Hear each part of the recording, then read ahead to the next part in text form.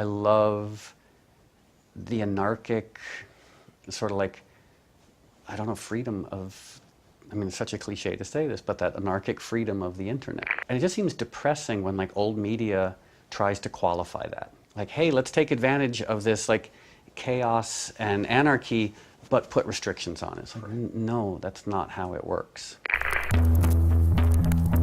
They are artists, innovators, and media pioneers, famous names that are challenging the status quo. This is Acting Disruptive.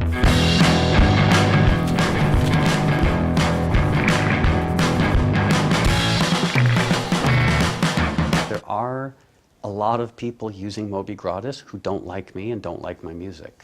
Like I've had people come up to me and say... Bastards. Well, I've had them say, I went on Moby Gratis and actually found something that worked.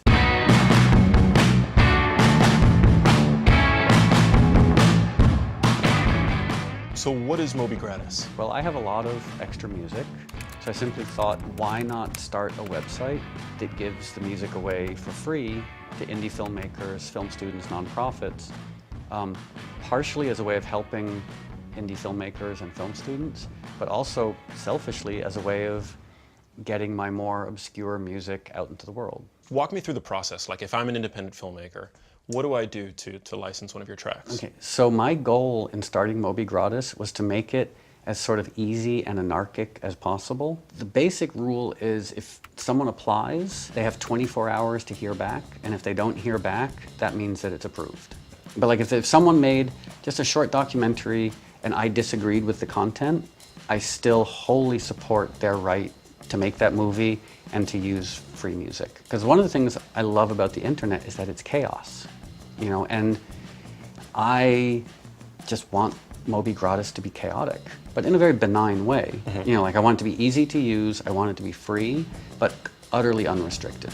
I mean, as a business model, it's not the smartest thing in the world, but maybe it's because I'm an old punk rocker, I don't know, but like making independent films is hard enough on its own. Like I don't want to contribute to the difficulty, I want to sort of ameliorate it.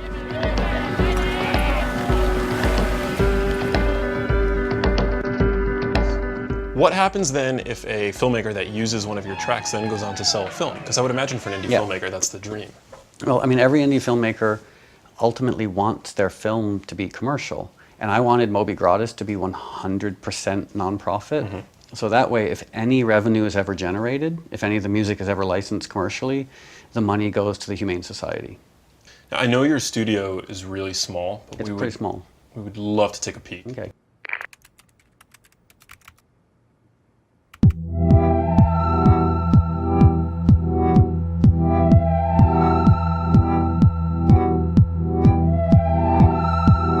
I love a lot of different types of music, and I grew up playing classical music, and I played in punk rock bands, and I've done a lot of different types of music. And maybe this is utterly self-evident, but what's always resonated with me in music is the emotional component of it. And when I'm working on music, that's what I'm trying to do, is to make something that really stirs me emotionally. And so maybe that's why the music I've made at times works well with visuals. You know, because the goal of filmmaking is, again, to reach people emotionally, at least more often than not. Well, I mean, it works. So a lot of the people using Moby Gratis, there's a good chance they'll make one short film and then disappear. But there might be some people using Moby Gratis who go on to have like really remarkable careers and make movies that reach and influence hundreds of millions of people. But even if that never happens, I'm just sort of happy to be involved in this very small way of helping struggling indie filmmakers to make their movies. Seth. Yo. Hey dude, what's going on? Man. Hey, it's good to see you. Nice to see you too. I'm just gonna abandon that. Sorry to disturb the research. It's really upsetting. I was just about to break my record. No.